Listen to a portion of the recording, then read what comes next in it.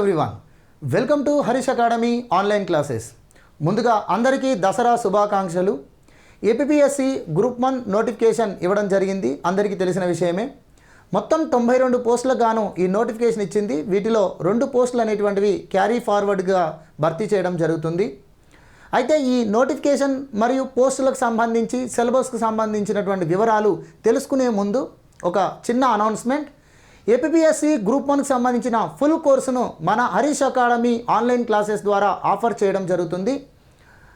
Harish academy యాప్ను download చేసుకొని మీరు కోర్సుకు సంబంధించినటువంటి పూర్తి వివరాలు తెలుసుకోగలరు.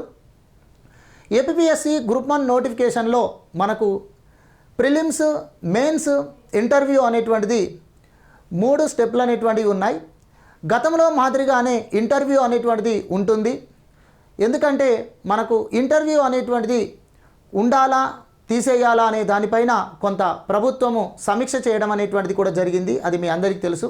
కానీ చివరికి ఖచ్చితంగా ఉన్నత స్థాయి ఉద్యోగాలు మరియు ప్రభుత్వ ఉద్యోగాలలో ప్రజా సంబంధాలతో అనుబంధం ఉన్నటువంటి ప్రభుత్వ అధికార ఉద్యోగాలకు సంబంధించిన దానిలో తప్పనిసరిగా ఇంటర్వ్యూ ఉండాలి అని చెప్పేసి ప్రభుత్వం మొగ్గు చూపడం జరిగింది. అందుకే మనకు గ్రూప్ 1 నోటిఫికేషన్లో ఇంటర్వ్యూకి సంబంధించినటువంటిది 75 మార్కులకు గాను ఇంటర్వ్యూ ఉంటుంది అని చెప్పేసి ఇవ్వడం జరిగింది. అయితే ఇక్కడ స్క్రీనింగ్ టెస్ట్లో కొంత మనం చేంజెస్ను కనుక తీసుకున్నట్లయితే స్క్రీనింగ్ టెస్ట్లో 2 పేపర్స్ అనేటువంటివి ఉన్నాయి. పేపర్ 1, పేపర్ 2 అని చెప్పేసి. పేపర్ 1కు 120 మార్క్స్, పేపర్ 2 అనేది మరొక 120 మార్క్స్తో మొత్తం 240 మార్క్స్తో 2 పేపర్స్ ఉంటాయి. దీనిలో వచ్చినటువంటి మార్కులను బట్టి మెయిన్స్కు క్వాలిఫై చేయడం జరుగుతుంది అభ్యర్థులను. సో స్క్రీనింగ్ టెస్ట్ లేదా ప్రిలిమ్స్ ఎగ్జామ్ అనేటువంటిది పూర్తిగా ఆబ్జెక్టివ్ టైప్ ఎగ్జామ్, మీ అందరికీ తెలిసిందే. ఇక దెన్ నెక్స్ట్ మెయిన్స్కు సంబంధించిన దానిలో మనకు ఇంగ్లీష్తో పాటుగా తెలుగు అనేటువంటిది క్వాలిఫైయింగ్ పేపర్గా ఉంటుంది. ఇంగ్లీషు, తెలుగు 2 కూడా క్వాలిఫైయింగ్ పేపర్స్ మాత్రమే. ఇక అవి కాకుండా మిగతా 5 పేపర్లు అనేటువంటివి ఉంటాయి. ఒక్కొక్క పేపర్ అనేటువంటిది 150 మార్క్స్తో ఉంటుంది.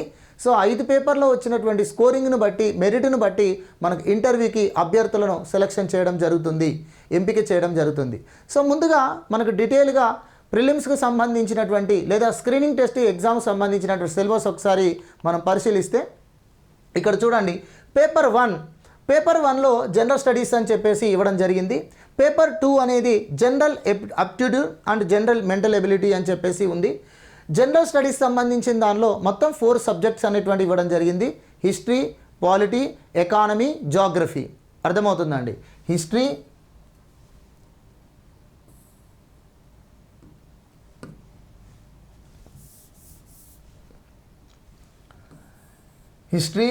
అదేవిధంగా పాలిటీ మరియు ఎకానమీ, జాగ్రఫీ.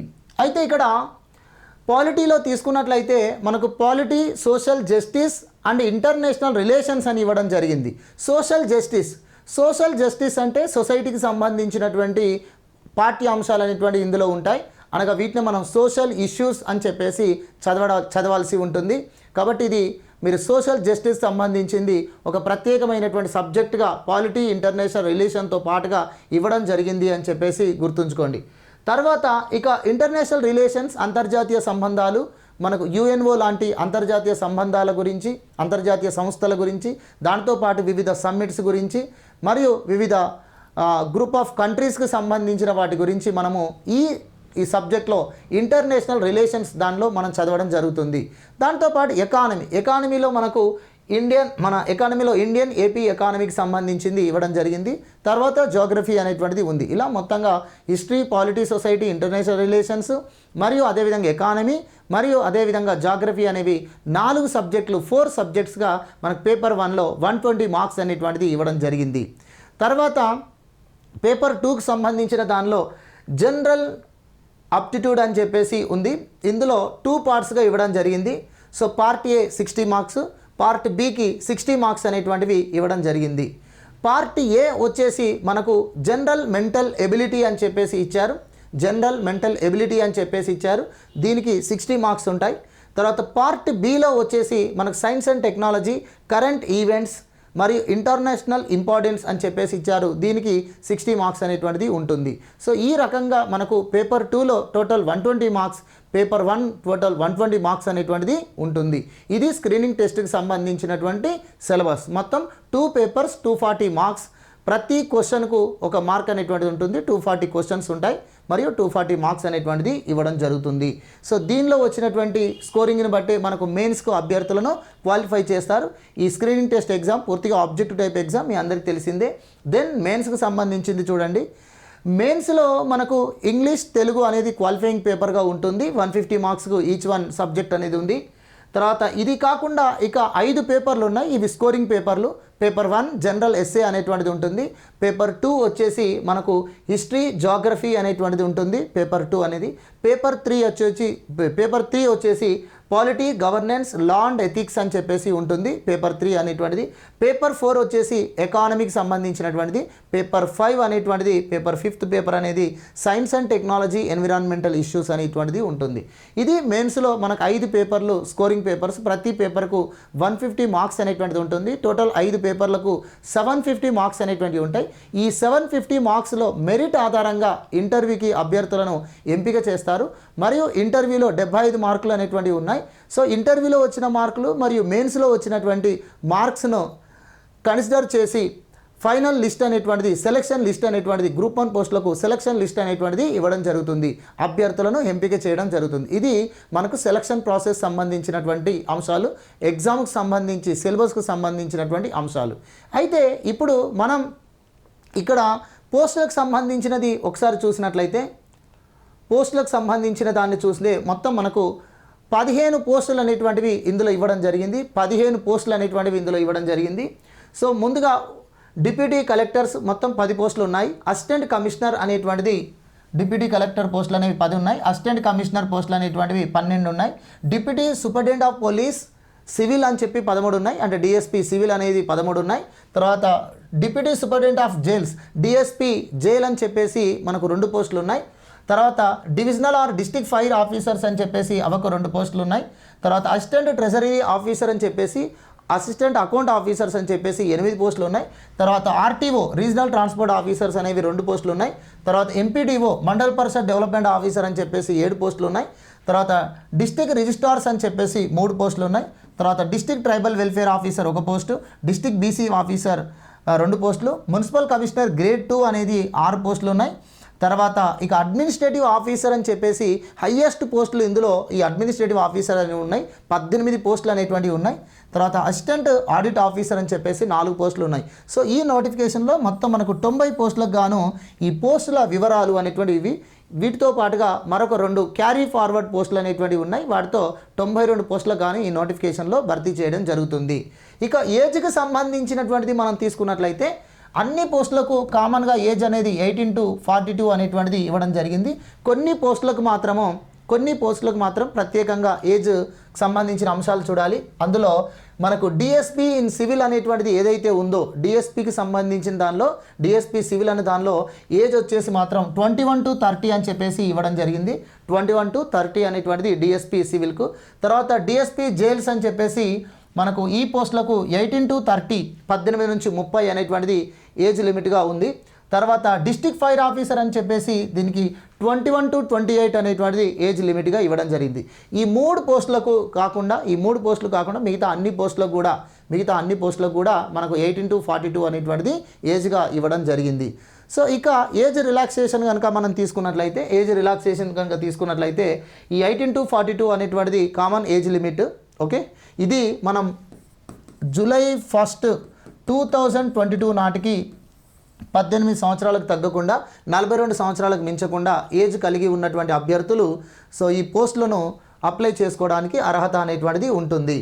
ఇక తర్వాత ఇక్కడ మనకు ఏజ్ రిలాక్సేషన్కి సంబంధించింది కనుక తీసుకుంటే ఎస్సీ, ఎస్టీ అండ్ బీసీ మరియు ఈడబ్ల్యూఎస్ అని చెప్పేసి మనకు ఎస్సీ, ఎస్టీ, బీసీ, ఈడబ్ల్యూఎస్కు 5 years ఏజ్ రిలాక్సేషన్ అనేది ఉంది. దాంతోపాటు ఫిజికల్ హ్యాండిక్యాప్డ్ పర్సన్స్కి 10 years అనేది ఉంది. దాంతోపాటు ఎక్స్ సర్వీస్ మెన్ అని చెప్పేసి వారికి 3 years ఏజ్ రిలాక్సేషన్ అనేటువంటిది ఇవ్వడం జరిగింది. సో ఇది ఏజ్ రిలాక్సేషన్కి సంబంధించినటువంటి అంశాలు.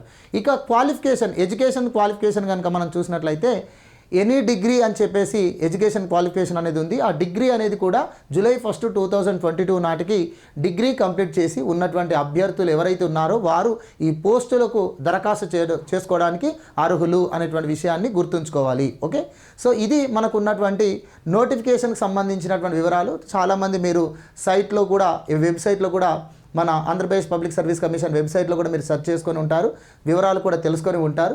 ఇంకేమైనా అభ్యంతరాలు అంటే ఇంకేమైనా డౌట్స్ ఈ నోటిఫికేషన్ పైన ఉంటే తర్వాత మనం నెక్స్ట్ వీడియోస్లో వాటి గురించి డిస్కస్ చేయవచ్చు. ఇక మనకు ప్రిపరేషన్కి సంబంధించింది కనుక ఏంటి, అసలు ఎలా చేయాలి ప్రిపరేషన్ అంటే, ఆల్రెడీ మనకు స్క్రీనింగ్ టెస్ట్కి సంబంధించింది ఎగ్జామ్ డేట్ అనేటువంటిది ఇవ్వడం జరిగింది. స్క్రీనింగ్ టెస్ట్కి సంబంధించింది ఎగ్జామ్ డేట్ అనేటువంటిది ఆల్రెడీ ఇవ్వడం జరిగింది నోటిఫికేషన్లోనే. డిసెంబర్ 18న స్క్రీనింగ్ టెస్ట్ అనేది అనగా గ్రూప్ 1 ప్రిలిమ్స్ ఎగ్జామ్ అనేటువంటిది కండక్ట్ చేయడం జరుగుతుంది. ఇక ఈ ప్రిలిమ్స్ ఎగ్జామ్ యొక్క రిజల్ట్ అనేది జనవరిలో ఇవ్వడం జరుగుతుంది. మెయిన్స్ వచ్చేసి మార్చిలో ఉంటుంది అని చెప్పేసి కూడా అనౌన్స్మెంట్ చేశారు. మార్చిలో మెయిన్స్ ఎగ్జామ్ అనేటువంటిది నెక్స్ట్ ఇయర్ మార్చిలో మెయిన్స్ ఎగ్జామ్ అనేది కండక్ట్ చేయడం జరుగుతుందట. సో ఇవి నోటిఫికేషన్తో పాటుగా ఈ వివరాలు అనేటువంటిది ఇచ్చారు.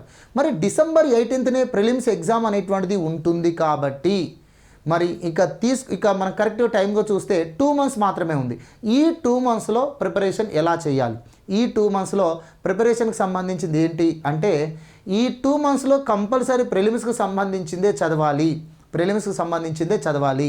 గతంలో ఆల్రెడీ ప్రిపేర్ అయిన అభ్యర్థులు, గతంలో గ్రూప్ 1 ఎగ్జామ్ రాసిన అభ్యర్థులైనా, మరియు కొత్తగా ఇప్పుడు ఈ గ్రూప్ 1 నోటిఫికేషన్కు ప్రిపేర్ కావాలి అనుకునే అభ్యర్థులైనా ఎవరైనా ముందుగా ప్రిలిమ్స్కే మీ ప్రిపరేషన్ చేయాలి. ప్రిలిమ్స్ కాకుండా ఇప్పుడు మెయిన్స్కి సంబంధించింది ఏది స్టార్ట్ చేయడం కరెక్ట్ కాదు. ఎందుకంటే మనకు ప్రిలిమ్స్ ఎగ్జామ్ 2 monthsలోనే ఉండబోతుంది. 2 monthsలో డేట్ కూడా మనకు డిసెంబర్ 18th అని నోటిఫికేషన్లో ఇవ్వడం జరిగింది కాబట్టి 2 months మాత్రమే ఉంది కాబట్టి ప్రిలిమ్స్ మాత్రమే చదవడమే సరి అయినది.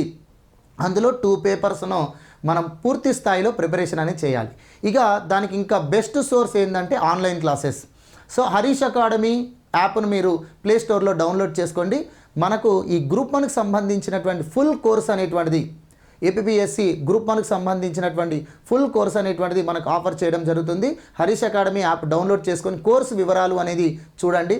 అందులో పేపర్ 1, పేపర్ 2కి సంబంధించినటువంటి ఆల్ సబ్జెక్టులు అనేవి 100% రికార్డెడ్ క్లాసులు అనేటువంటివి, క్వాలిటీ క్లాసెస్ అనేటువంటివి మనం ప్రొవైడ్ చేయడం జరుగుతుంది. కాబట్టి ఆన్లైన్ క్లాసెస్ అనేది బెస్ట్ సోర్స్. ఇప్పుడు మనం ఈ ప్రిలిమ్స్లో గెట్ ఆన్ కావడానికి ఆన్లైన్ క్లాసెసే బెస్ట్ సోర్స్. దానికి అంతకు మించింది ఇంకా ఏమీ లేదు. దాంతోపాటుగా మనం ఎప్పటికప్పుడు కూడా లైవ్ సెషన్స్లో మీ యొక్క డౌట్స్ కానీ, తర్వాత ప్రిపరేషన్ స్ట్రాటజీ గురించి కానీ, తర్వాత ప్రీవియస్ ఎగ్జామ్ పేపర్స్ యొక్క అనాలిసిస్ కానీ మనం హరీష్ అకాడమీ ద్వారా ఎప్పటికప్పుడు లైవ్ సెషన్ ద్వారా కండక్ట్ చేయడం జరుగుతుంది. తర్వాత మనకు టెస్ట్ సిరీస్లు అనేటువంటివి కూడా ఉన్నాయి. ఆల్రెడీ ప్రతి సబ్జెక్టుకి సంబంధించిన టెస్ట్ సిరీస్లు ఉన్నాయి. సో రికార్డెడ్ క్లాసెస్ ఉన్నాయి, దాంతోపాటు టెస్ట్ సిరీస్లు అనేటువంటివి కూడా ఉన్నాయి. సో పూర్తి స్థాయిలో మీకు న్యాయం జరిగే విధంగా ఈ కోర్స్ అనేటువంటిది ఉంది.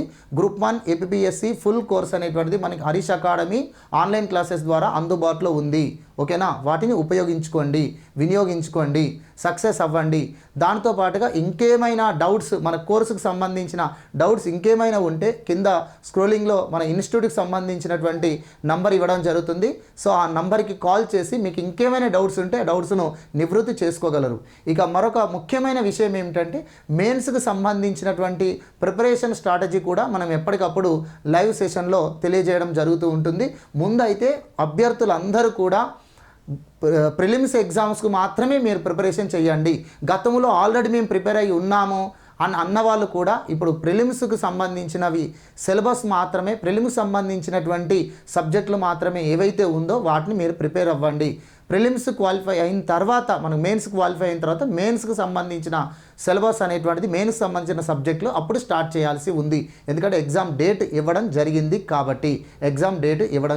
కాబట్టి. ఓకే, తర్వాత ఇక ముఖ్యంగా ఇందులో మనకు పాలిటీకి సంబంధించింది మీరు తీసుకుంటే, పాలిటీతో పాటుగా గవర్నెన్స్ ఉంది, దాంతోపాటు సోషల్ జస్టిస్ అనేటువంటిది ఒకటి ఉంది, సోషల్ ఇష్యూస్కి సంబంధించినటువంటిది. దాంతోపాటుగా మనకు లా ఎథిక్స్ అనేటువంటిది ఉంది, లా ఎథిక్స్కి సంబంధించినటువంటివి ఉన్నాయి. దాంతోపాటు ఇంటర్నేషనల్ రిలేషన్స్ అనేటువంటివి ఉన్నాయి. సో ఈ సబ్జెక్టులన్నిటినీ కూడా నేనే టీచ్ చేయడం జరుగుతుంది. సో ఈ సబ్జెక్టులకు సంబంధించినటువంటి క్లాసెస్ కూడా మనకు అందుబాటులో ఉంటాయి. ముందు మాత్రం స్క్రీనింగ్ టెస్ట్ ప్రిలిమ్స్ సంబంధించినటువంటి ఫుల్ క్లాసెస్ అనేటువంటివి, ఫుల్ కోర్స్ అనేటువంటిది మాత్రం మనకు అందుబాటులో ఉంది. ఓకే, ఇక తర్వాత తదుపరి నెక్స్ట్ సెషన్లో మనకు నెక్స్ట్ వీడియోలో ఇంకా ఇంకా ప్రిపరేషన్కి సంబంధించిన స్ట్రాటజీ గురించి కానీ, ఇంకా అభ్యర్థులకు ఏమైనా డౌట్స్ ఉంటే లైవ్ సెషన్లో వాటికి సంబంధించినటువంటివి నివృత్తి చేసుకునే ప్రయత్నం చేద్దాం. ఓకే, ప్రతి వారం కూడా ఎప్పటికప్పుడు కూడా మనకు అప్డేటెడ్ అనేటువంటి జరుగుతూ ఉంటుంది, సబ్జెక్ట్ అప్డేటెడ్ అనేటువంటిది జరుగుతూ ఉంటుంది. దాంతోపాటు మనం నంబర్ ఆఫ్ టెస్టులు అనేటువంటివి కూడా మనం టెస్ట్ సిరీస్లాగా ఆన్లైన్ ద్వారా కండక్ట్ చేయడం జరుగుతుంది. లైవ్ సెషన్ ద్వారా కూడా ఒక్కొక్క సబ్జెక్ట్ పైన, ఒక్కొక్క టాపిక్స్ పైన ఏ విధంగా చదవాలి, ఏ విధంగా అడుగుతారు, ప్రీవియస్ ఎలాంటి క్వశ్చన్స్ వచ్చాయి, వీటన్నిటి గురించి కూడా ఎప్పటికప్పుడు మన Harish academy online classes YouTube ఛానల్లో లైవ్ సెషన్ ద్వారా అందుబాటులోకి ఇవ్వడం జరుగుతుంది. ఓకేనా? Thank you friends, all the best.